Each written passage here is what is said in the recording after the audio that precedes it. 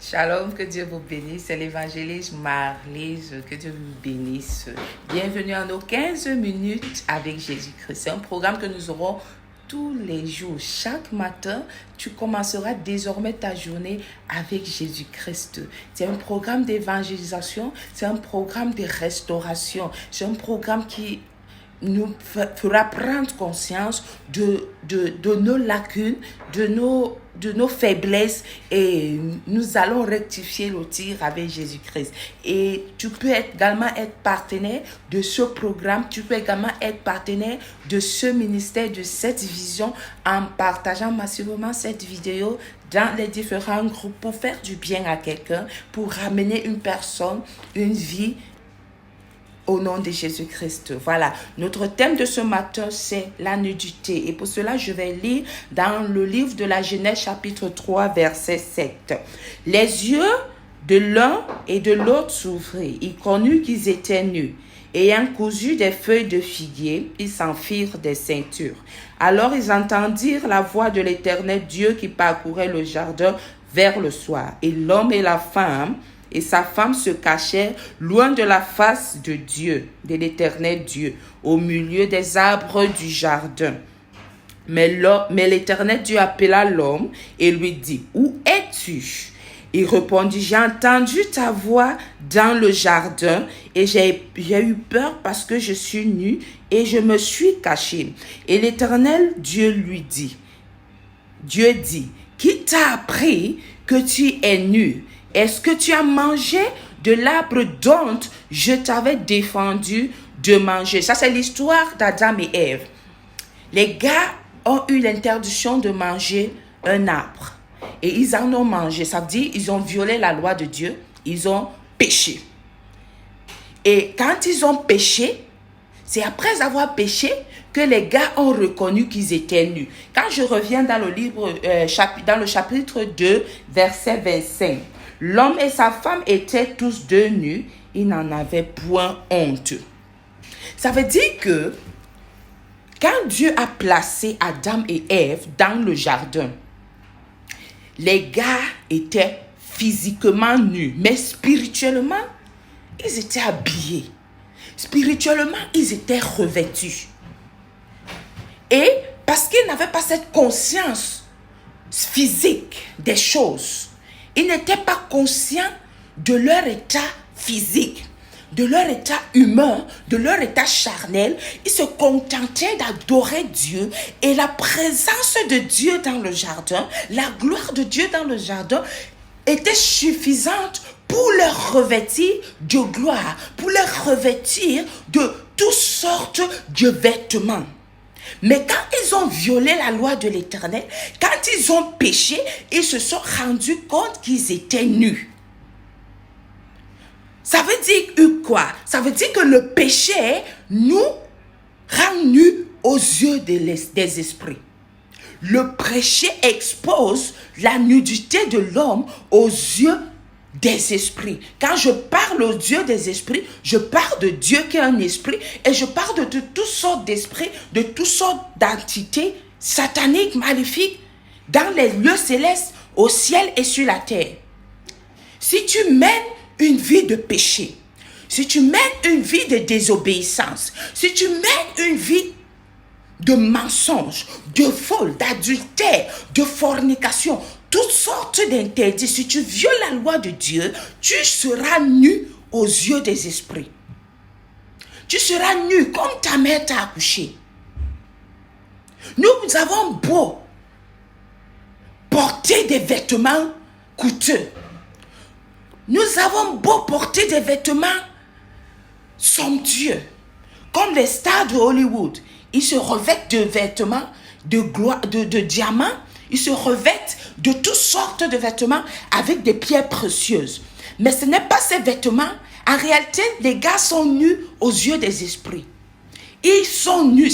C'est pour ça qu'ils sont le temple du diable. C'est pour ça que le diable peut les utiliser à leur guise. Quand tu es nu devant Dieu, devant les esprits se possèdent de ton corps. Et qui dit nudité, dit honte. Qui dit nudité, dit pauvreté. Qui dit nudité, dit humiliation. Qui dit nudité, dit impossibilité. Toutes sortes de choses mauvaises vont entrer en toi. Tu vas les vivre parce que tu es nu. Je vais prendre l'exemple d'un adulte. Si toi maintenant, en tant qu'adulte, tu te déshabilles, tu sors, on va te jeter les pierres, on va t'insulter, on va te filmer, on va te gifler. La police va te prendre, soit te mettre en prison ou tu iras dans un asile de fous. Et croyez-moi, quand vous entrez dans les hôpitaux de fous là, tu sors plus fou qu'avant. Ça veut dire, voilà la vulnérabilité d'une personne qui est nue. Tu deviens un terrain de jeu pour Satan. Tu deviens un terrain de jeu pour les démons. La nudité. Quand un esprit voit déjà que tu es nu, c'est son territoire. Il fait de toi ce qu'il veut. Et toi, maintenant, tu es en train d'écoper dans la vie. Tu vois le retard, tu vis le rejet, tu vis la pauvreté, tu vis le célibat. Tu vis toutes sortes de choses. Pourquoi? À cause de ta nudité, à cause de ta rébellion, à cause de ta désobéissance, à cause de ton péché. Adam et Ève étaient nus. Dans le livre de Genèse, chapitre 2, verset 25, la Bible dit, l'homme et sa femme étaient tous deux nus, ils n'en avaient point honte. Physiquement, les gars étaient nus, ils n'avaient pas honte. Pourquoi? Parce que la gloire de Dieu les revêtait. Toi, qu'est-ce qui te revêt? Tu te contentes de porter toutes sortes de vêtements, des Louis Vuitton, des Chanel, des Gucci sur la terre. Mais dans le monde des esprits, tu es nu. Ta vie ne vaut rien sur la terre. Tu es inutilisable. Tu peux même être nu devant Dieu. Vraiment, c'est une chance. Si Dieu te voit même nu, il est tellement amour qui va chercher à te recouvrir. C'est pour ça qu'il dit dans le livre de Jean que Dieu a tant aimé le monde qu'il a donné son Fils unique afin que nous ayons la vie, afin que quiconque croit en lui soit sauvé, soit revêtu de gloire, soit revêtu de puissance, soit revêtu d'autorité. Depuis le jour où Adam et Ève ont péché dans le jardin, ils sont devenus nus devant le monde des esprits. Ils ont perdu leur autorité, ils ont perdu toute leur faveur, ils ont perdu la vie. La Bible dit que le salaire du péché, c'est la mort. Et regardez ce que Adam et Ève font. Les yeux de l'un et de l'autre s'ouvrirent. Ils connurent qu'ils étaient nus et ayant cousu des feuilles de figuier, ils s'enfuirent des ceintures. Les gars ont péché et n'ont pas cherché à aller rencontrer Dieu. Ils n'ont pas cherché à la face de Dieu, mais ils ont trouvé un moyen de couvrir leur nudité. Comme nous le faisons maintenant. Nous nous habillons de toutes sortes de vêtements pour couvrir notre nudité. Tes frères, tes soeurs, tes voisins, tes collègues voient que tu es bien habillé, tu te parfumes, tu sens bon. Mais en réalité, ce qui est plus important, comment les esprits te voient-ils? Qu'est-ce que les esprits voient en toi? Ils voient une personne complètement nue, remplie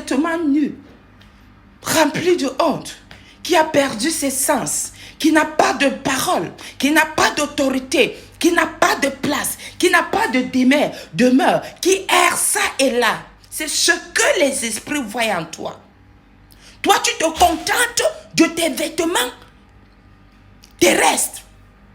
Je suis bien habillé, je m'habille chèrement. Tu te contentes de ça. Tu oublies que le plus important, c'est comment les esprits te voient. Es-tu habillé aux yeux des esprits? Ou bien tu es nu? Adam, ils ont essayé de fabriquer un vêtement. C'est la même chose que Jésus disait aux pharisiens, qui sont des tombeaux blanchis. Ça veut dire qu'ils embellissent l'extérieur et l'intérieur est rempli de pourriture.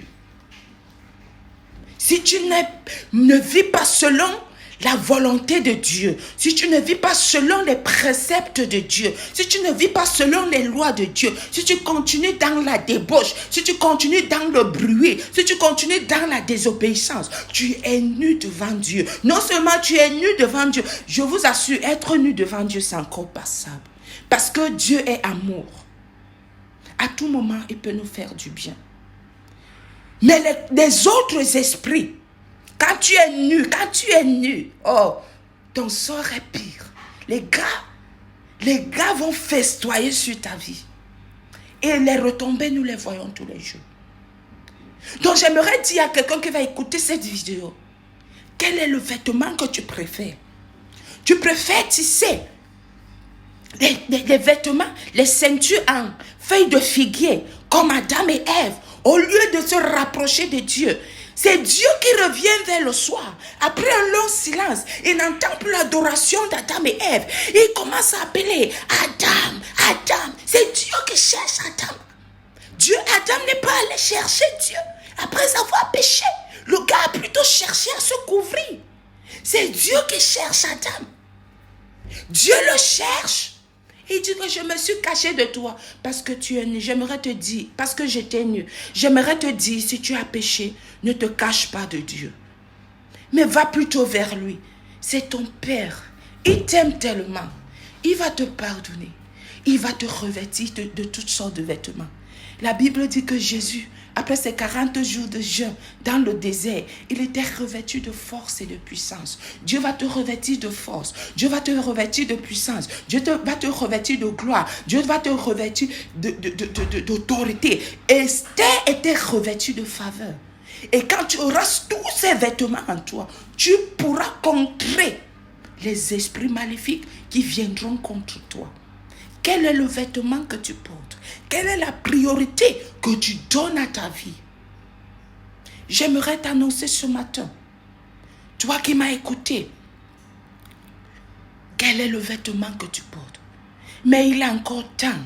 Il est encore temps pour toi de choisir quel vêtement tu veux porter. Il est encore temps pour toi de revenir à Jésus-Christ. Il est encore temps pour toi de te mettre à genoux et de dire au Seigneur, Seigneur, je reconnais que je suis nu. Et je viens devant toi, j'ai péché en action, en parole et en pensée. Je me suis éloigné de toi. J'ai désobéi, j'ai transgressé ta loi. Je reconnais que je suis pécheur. Je reconnais que Jésus-Christ est mort sur la croix pour moi. Seigneur, ce matin, je viens devant toi. Aie pitié de moi. Pardonne mes péchés. Pardonne mes iniquités. Lave-moi dans le sang précieux de ton Fils. Afin que revêt-moi de gloire. Revêt-moi de vêtements de témoignage. Revêt-moi des vêtements de célébration. Revêt-moi de la vie. Au nom de Jésus-Christ. Et Dieu qui est amour, écoute ta prière et il te pardonne. Toi qui as fait cette prière avec moi et qui vas continuer de faire cette prière, bienvenue dans le royaume de ceux qui sont habillés de gloire, de ceux qui sont habillés de faveur, de ceux qui sont habillés de distinction, de ceux qui sont habillés de puissance. Bienvenue dans le royaume de Dieu, bienvenue dans la classe de ceux qui décident et qui prennent de bonnes décisions. Que Dieu te bénisse déjà et qu'il te fasse du bien. Tiens ferme. L'ennemi va chercher à te combattre. Mais je déclare que tu seras toujours victorieux au nom puissant de Jésus-Christ. C'était les 15 minutes avec Jésus-Christ. Sois béni. Tu peux partager cette vidéo. Que Dieu te bénisse lorsqu'il te revêt de gloire et lorsque tu prendras conscience de ta nudité. C'était l'évangéliste Marie-Lise Rufus. Shalom.